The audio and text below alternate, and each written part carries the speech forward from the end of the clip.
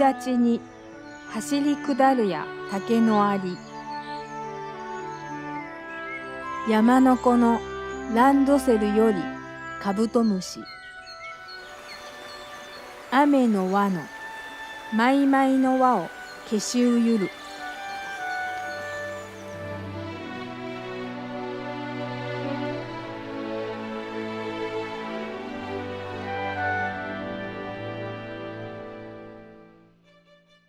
L'écrivain irlandais Lafcadio Hearn a écrit des haïkus qu'ils font mieux comprendre l'âme de l'ancien Japon. Un peuple qui, au fil des siècles, a trouvé du plaisir à observer les coutumes des insectes et à en tirer ses poèmes, appréhende probablement mieux que nous les joies simples de l'existence. Il n'était sans doute pas en mesure de décrire la magie de la nature comme l'ont fait les plus grands poètes de l'Occident, mais il sentait la beauté du monde dépouillé de ses chagrins et jouissait de celle-ci comme des enfants curieux. Au cœur de la verdure de Mashida, il y en a un qui se promène d'enfant curieux, curieux de voir si son stratagème de capture a fonctionné. Le petit Satoshi Tajiri ne va pas être déçu. 少年に向けたその昆虫の知識とかのガイドブックを読むと、まあ例えば虫を取るには木に蜜を塗ろうみたいなね。蜜っていうのもね、あんまりこうリアルなものじゃないんですよね。蜂蜜を木に塗って本当に食うのかよっていうぐらいの疑があったんですよ。まあそれでその実際には木の麓に例えば石を置くわけですよ。こういう少し大きめなの。そうすると置いたところの石を外すと下にこうクワガタがいる。Un lucane, une des bêtes préférées des Japonais avec les scarabées rhinocéros et autres lucioles.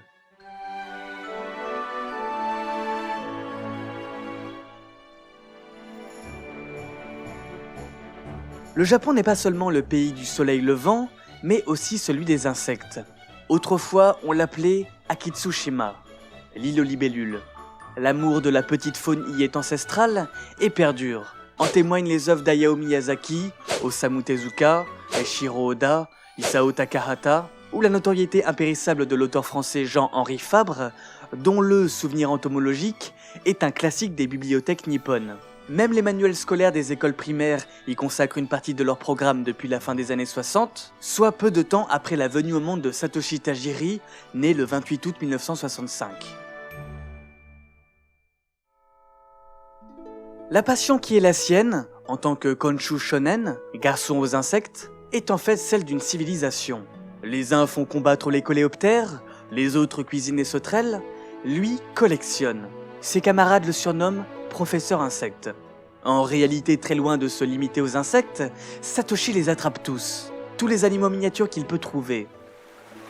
Un beau jour, l'un d'eux le stupéfia plus que d'ordinaire. 僕は小さい頃よくカエル取ってて、そのオタマジャクシも取って手に触った時にこうお腹を見ると、こうお腹の中が透けて見えてたんですよね。それですごく驚いたっていうかね。La pêche à la main de Satoshi était souvent fructueuse, les écrevisses grouillaient. Mais rien n'égalera ce moment à jamais gravé dans sa mémoire. Il symbolisera à lui tout seul l'émerveillement propre à l'âge innocent et lui inspirera son Pokémon préféré. ニョロモはそういう、少年の時の驚きを象徴したもの感動がこう中の渦巻きになっているっていうことで、愛着があるんですね。20 ans plus tard, en 1992, aux côtés de Noix de Coco, Kikli, Férocinge et Le Vénard, Petit Art peut compter sur le soutien de Satoshi Tajiri pour passer l'épreuve des votes, organisée afin de déterminer quelles créatures apparaîtront dans la version finale du jeu vidéo Pocket Monsters. Prévue sur Game Boy, sans date de sortie pour le moment, cette création est promise à un succès commercial hors du commun. Aux antipodes de ses racines intimistes, elle deviendra la personnification du marketing monstre. Bientôt, s'écrieront certains, un capitalisme sauvage apparaît. Et le moins que l'on puisse dire, c'est que ce sera très efficace.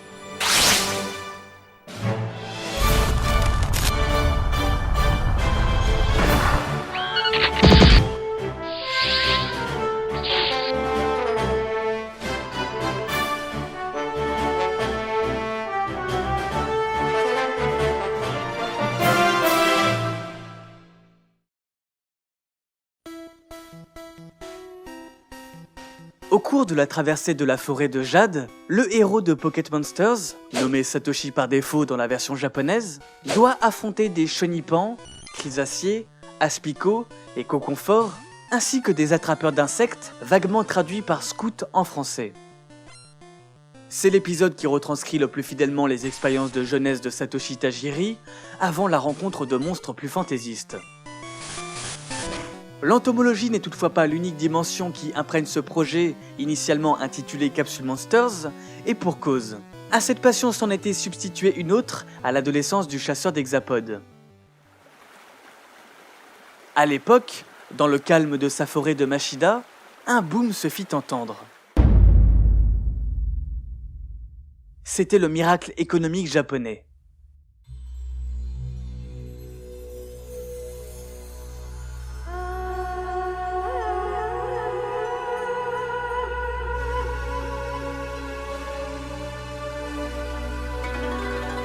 Fin des années 70, les tronçonneuses et les grues sonnaient le glas d'une partie de la campagne tokyoïte. En raison d'une forte natalité et du rapatriement massif des colons, la population avait augmenté de plus de 20 millions d'habitants en l'espace de 30 ans, provoquant inévitablement une pénurie de logements.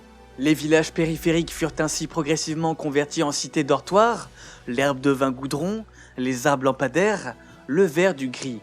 Sans que la nature ne s'évaporât en totalité, elle recula irrémédiablement. Et Satoshi Tajiri dans tout ça? Pleurait-il les rizières mourantes? Déplorait-il l'expatriation des bestioles de son enfance?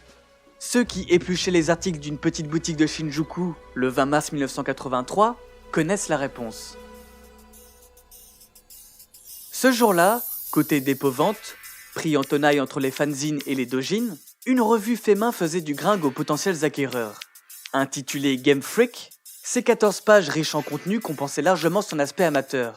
Critique des jeux Taito, liste des best-sellers, astuces pour exploiter les bugs, il y avait largement de quoi faire pour celui qui voulait économiser en jouant mieux ou simplement se renseigner. Cette mine d'informations, les Japonais la devaient à une mystérieuse entreprise figurante au bas de la une, Tajicorp. ゲームのメディアがない時代っていうのが80年代前半あったんですよ。それで最初はこう自分がとにかくなんか書こうと、このドット絵がゲームの本なんだよっていうことを唯一こう分かりやすく。Non, Satoshi Tajiri ne s'est pas retiré en ermite à l'arrivée des bétonnières. À l'instant où, de ses propres mots, une mare devint un centre d'arcade, sa curiosité fut piquée comme tous les jeunes de son âge. C'était l'année 1978, la vague Space Invaders provoquée par Tomohiro Nishikado déferlait sur le Japon et donnait naissance au tout premier phénomène vidéoludique de son histoire. Comme si l'archipel avait de lui-même saisi l'enjeu de l'ère à venir, la raréfaction des espaces d'activité en plein air, une industrie se chargea d'offrir aux nouvelles générations de quoi s'occuper en intérieur. Chez bon nombre d'otaku, des vocations s'éveillèrent, comme ce fut le cas d'un certain Shigeru Miyamoto, et évidemment, Satoshi Tajiri. De cette façon, sillonnant à bicyclette les Invader House à la recherche des machines les moins onéreuses, un Satoshi de 13 ans délaissa son filet à papillon pour les joysticks. Mais son investissement dépassait largement le cadre du simple joueur, tant s'en faut.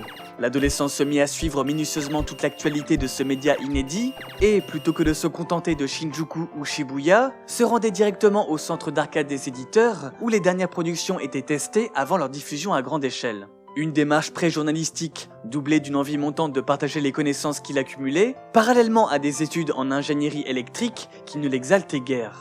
Ces dernières manquaient-elles sans doute de souris jaunes à joues rouges. Pika pika. Dès le second numéro, du 30 mars 1983, l'initiative Game Freak fut motrice d'opportunités.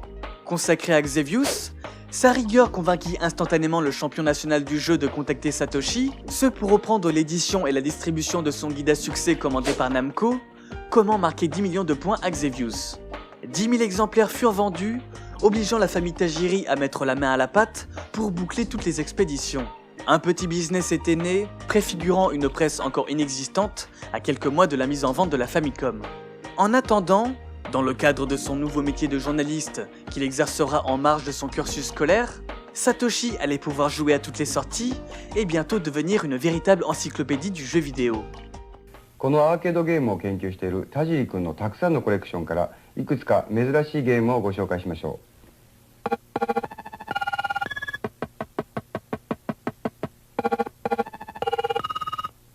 う。どうも、田尻です。アーケードゲームというのは流行らないとすぐにゲームセンターから姿を消してしまいます。それらのゲームたちはストックされずにどんどんスクラップにされ、残されるものはほとんどありません。私は好きなゲームがこの世から消えてしまわないように、個人的に長年にわたってコレクションを続けてきました。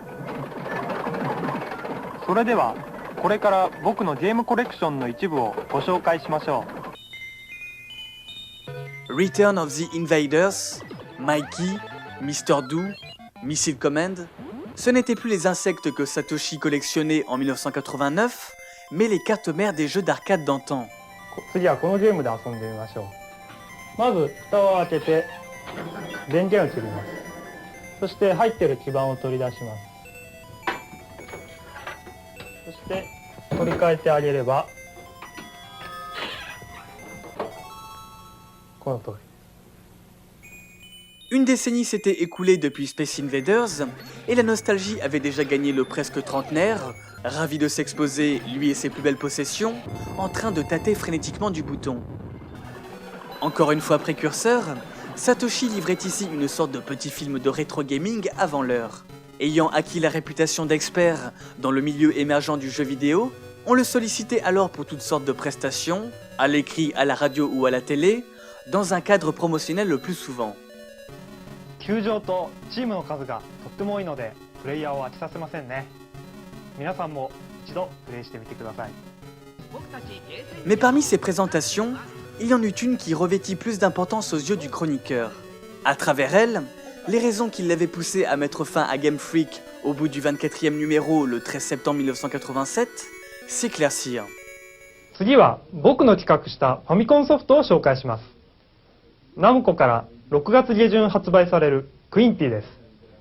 僕はこのゲームを誰でも遊べる単純なアクションゲームとして作りました。Cela faisait un moment que Satoshi y pensait. Lui-même endossait la casquette d'un créateur de jeux. À 15 ans déjà, il avait remporté le TV Game ID Award de Sega, où les participants devaient proposer des idées de game design. Un gain de 750 € à la clé, il avait pu investir dans un ordinateur et apprendre en autodidacte la programmation. Depuis, le rêve était enfin devenu réalité avec Quinty, sa première œuvre, qu'il n'eut aucune difficulté à faire éditer grâce au réseau solide forgé à force de tourner dans le circuit. 200 000 Japonais se procurèrent le puzzle game et l'exportation sous le nom de Mendel Palace rapporta environ 300 000 € au studio fraîchement officialisé. Un studio baptisé, naturellement, Game Freak.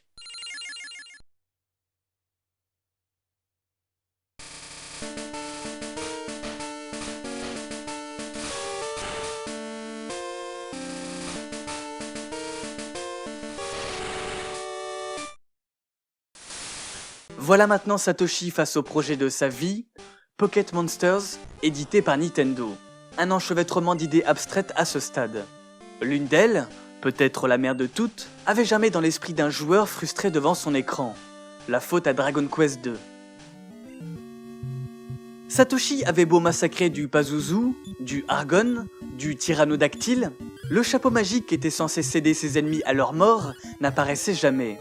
En même temps, le jeu était réglé de sorte à ce qu'il n'y ait qu'une chance sur 128 que cela se produise. Sauf que son collègue, lui, en empocha 2, sans aucun moyen de lui transférer son doublon. Si seulement un accessoire le permettait, pensa-t-il. Son vœu fut exaucé à la livraison des premiers prototypes de la Game Boy et son câble Link. Principalement utilisé pour s'affronter à Tetris, Satoshi y vit l'opportunité d'imaginer une nouvelle façon d'interagir entre joueurs. Restait à insuffler suffisamment de valeur à ce qui ne sont que des amas de pixels pour faire naître l'envie de s'adonner au troc. Cette considération purement virtuelle, combinée à l'imagerie entomologiste, échafauda les fondations de Pocket Monsters. Aussitôt commencé, la petite équipe de Game Freak comprit que ce jeu était plus ambitieux que Quinty et les autres commandes en cours. Impossible de l'achever fin 1991 comme annoncé. Résultat, en juin 1990, Quand Satoshi est reçu chez Game TV pour faire la critique de deux jeux Neo Geo et parler de son actualité, ce n'est pas le RPG aux 150 monstres qu'il évoque. どうも、田尻です。最近の僕は新作ゲームを同時にいくつも制作していまして、大変忙しい日々を送っています。ねえねえねえねえ、そのね、ゲームのタイトルを教えてくれる？急にこだわりになるんだよ。タイトルはジェリービーンという。ジェリービーン。Des jeux comme Jelly Bean, renommé Jelly Boy par la suite, répondent à des codes préexistants et sont relativement courts à élaborer. Ils seront donc terminés en priorité pour maintenir la tête du jeune studio Game Freak hors de l'eau, quitte à repousser le lancement de Pocket Monsters. Distribué le 27 février 1996 sous deux versions, rouge et vert, chacune contenant des Pokémon exclusifs, 5 rudes années de labeur ont été finalement nécessaires pour venir à bout du jeu. C'est long, trop long. La Game Boy, du haut de ses 7 ans, est à présent en fin de vie. En résulte un accueil plus que tiède pour Pocket Monsters, 110 000 Japonais se fournissent la cartouche la première semaine, contre 10 000 à peine la suivante. Cette brusque débandade n'augure rien de bon, le jeu semble condamné à sombrer dans l'oubli.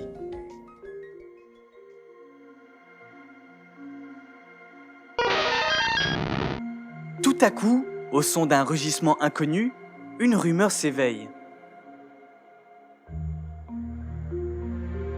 Misterbe contre Chetiflore, Caninos contre Goopix, un sécateur contre Scarabrut, les échanges vont bon train chez les dresseurs les plus motivés.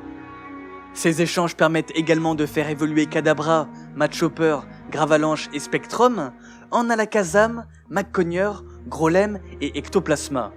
Mais ça ne suffira pas pour compléter entièrement le Pokédex, l'encyclopédie des Pokémon.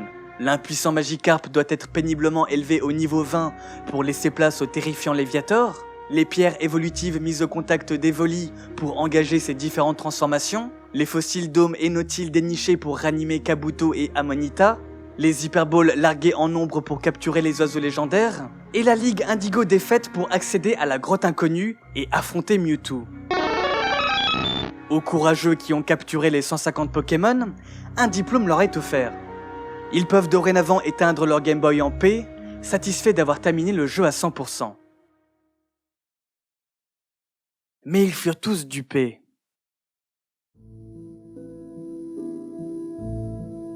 Des légendes circulent et l'une d'elles fait mention de l'existence supposée d'un 151e Pokémon. Secret celui-là. Mew. Un Pokémon qui aurait servi de modèle pour le clonage de Mewtwo, d'où le nom. Comment l'obtenir ? Quelles sont ses caractéristiques ? Existe-t-il vraiment ? Internet n'en est encore qu'à ses balbutiements, démêler le vrai du faux est impossible. Ces ragots parviennent aux oreilles de Satoshi. Tout cela lui est familier.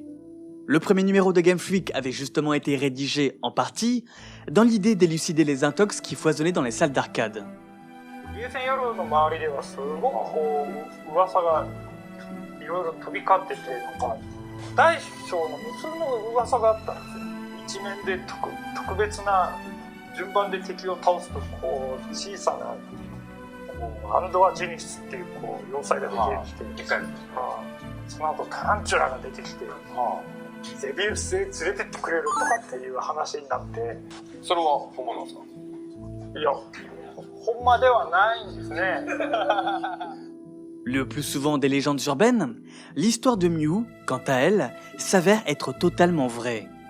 Ajoutée au dernier moment en secret par un programmeur, seul ce dernier et Tajiri étaient au courant de ce qui ne devait rester qu'un easter egg, le genre de contenu que s'amusent à cacher parfois dans le code les développeurs de jeux vidéo. Personne n'était supposé tomber sur Mew. Il faut croire que les joueurs ont été sous-estimés ou les bugs mal corrigés. Ce n'est pas plus mal, estime Satoshi. Son expérience passée de journaliste lui laisse même entrevoir le moyen d'éventuellement complémenter les manœuvres marketing en préparation, destinées à faire en sorte que son œuvre trouve son public. En partenariat avec la maison d'édition Shogakukan, avec laquelle Nintendo a l'habitude de collaborer pour promouvoir ses produits, une annonce est faite le 15 avril dans le magazine de prépublication CoroCoro, tirée en moyenne à 1 million d'exemplaires. Mew existe, participez au concours et vous ferez peut-être partie des 20 chanceux qui recevront le 151e Pokémon. Entre réel et virtuel, l'aura mystique autour de cet article fonctionne à merveille. 78 000 lecteurs envoient leur candidature. Pocket Monsters est à nouveau dans les bouches, la machine repart, alimentée par une communication féroce. ねえねえ、私のポケットモンスターと勝負しない？あんた誰？ Certains sont dubitatifs face à ce revirement de situation pourtant confirmé officiellement. Était-ce réellement le fruit du hasard ou un coup de com' savamment orchestré? Quoi qu'il en soit, l'effet est inespéré. Pocket Monster prend au fil des mois le chemin du phénomène national, monopolisant bientôt la première place des charts chaque semaine. Et les produits dérivés qui accompagnent logiquement cet engouement se prêtent à ravir à la licence. Octobre 1996, le jeu de 102 cartes à jouer est rapidement épuisé. Avril 1997, la seconde adaptation en manga cartonne, tout autant que la série animée. L'étape suivante d'un tel succès, avec plus de 3 millions d'unités écoulées, c'est l'export. Dans cette opération périlleuse car de nombreuses productions trop japonaises échouent à toucher les occidentaux, Nintendo va mettre toutes les chances de son côté en diffusant presque simultanément tous les médias sortis jusqu'ici. Pour ce qui est du jeu, il se basera sur la mouture bleue, la troisième, temporairement disponible uniquement via le CoroCoro Magazine, qui apporte quelques modifications mineures telles que des corrections de bugs et des nouveaux sprites. En partance pour l'Amérique, puis l'Europe, Pocket Monsters amorce sa métamorphose.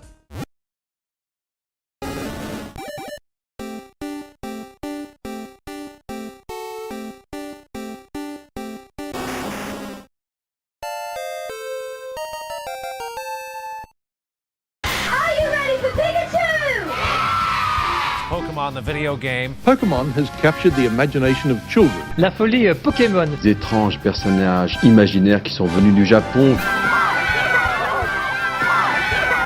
Qui c'est qu'il y a des Pokémon?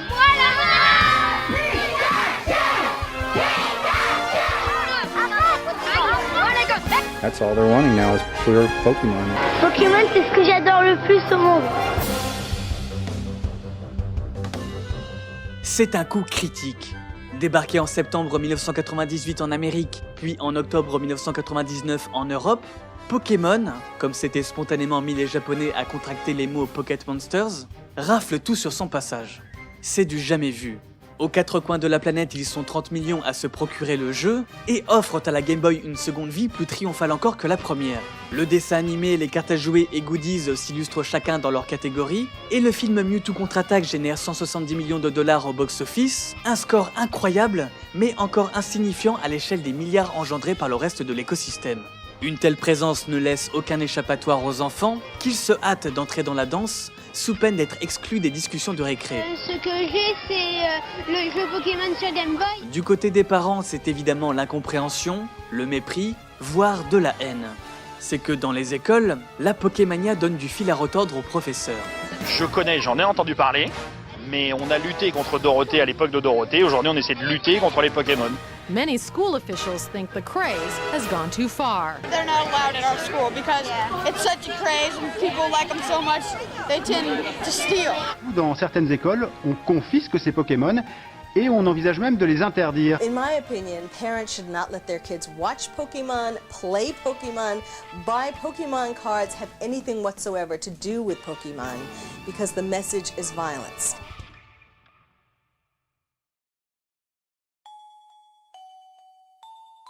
Depuis la démocratisation du marketing croisé, dont Disney fut l'ambassadeur, les phénomènes du genre de Pokémon sont presque devenus une habitude. En somme, Carapuce ne fait que succéder aux Tortues Ninja avant d'être remplacé à son tour. Sauf que les monstres de poche se sont imposés avec une véhémence sans précédent, pénétrant tout azimut le quotidien des têtes blondes.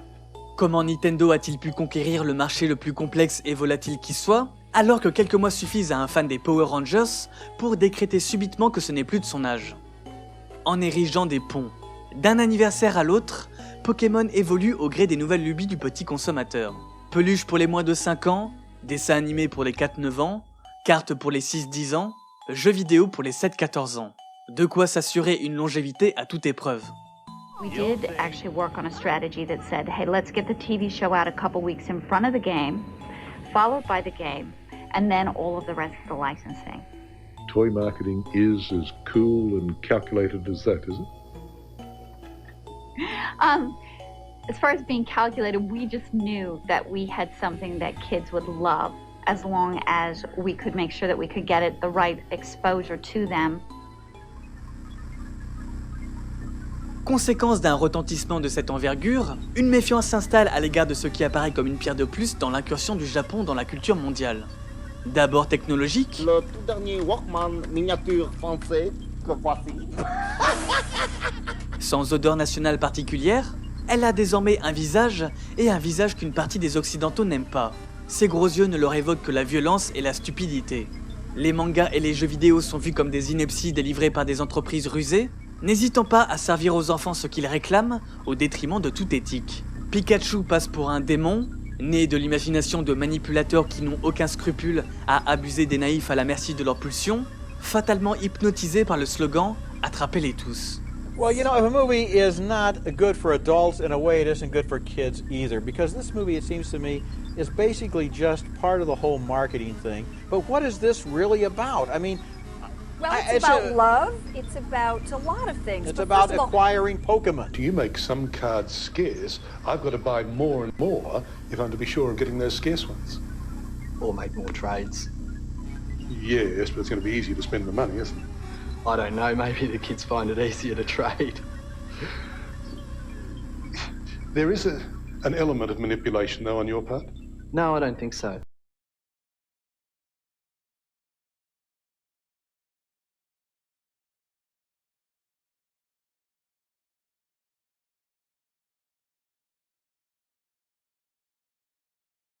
En quelque sorte l'invasion du Japon.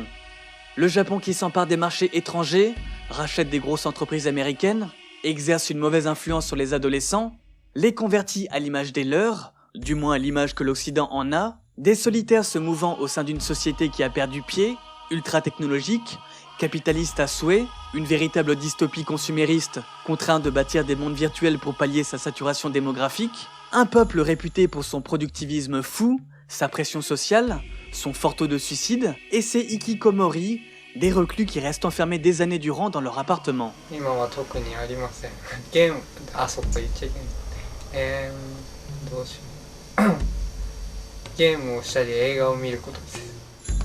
Le portrait de Satoshi Tajiri, dépeint par le Time en novembre 1999, illustre bien cette vision.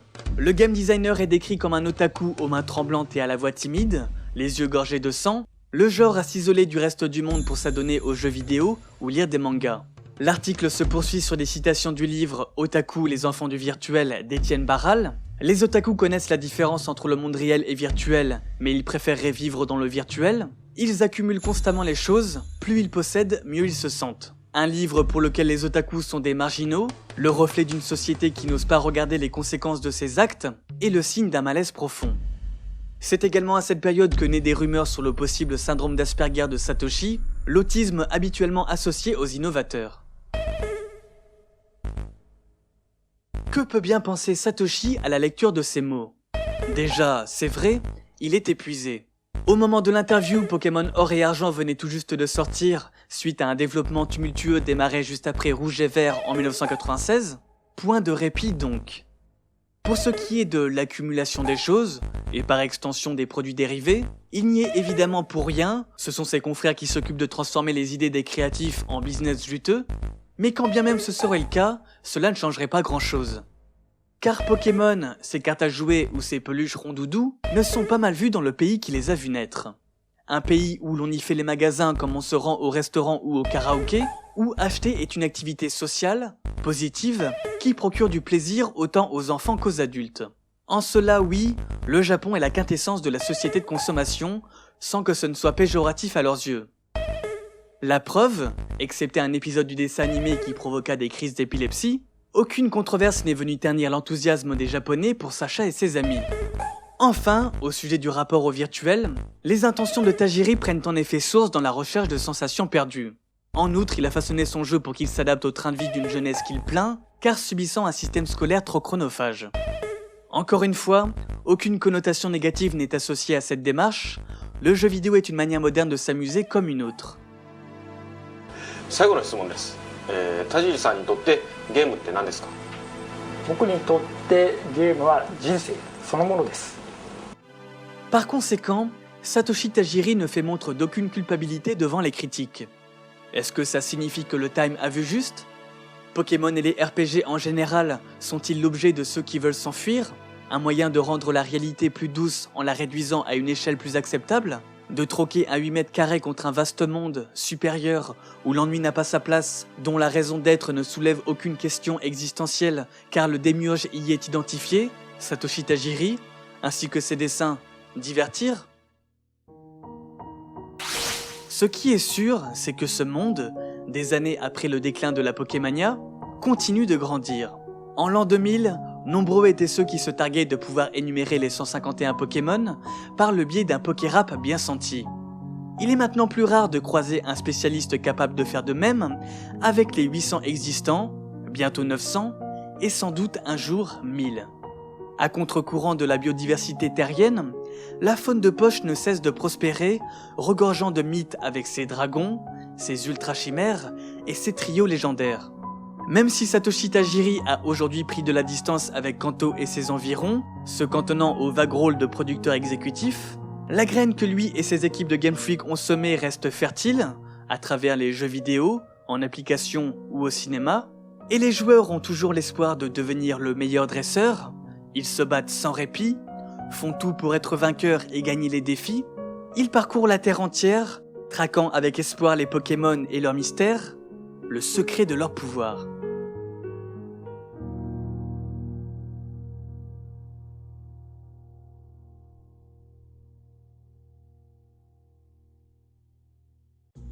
Merci beaucoup d'avoir regardé cette vidéo, j'espère qu'elle vous aura plu.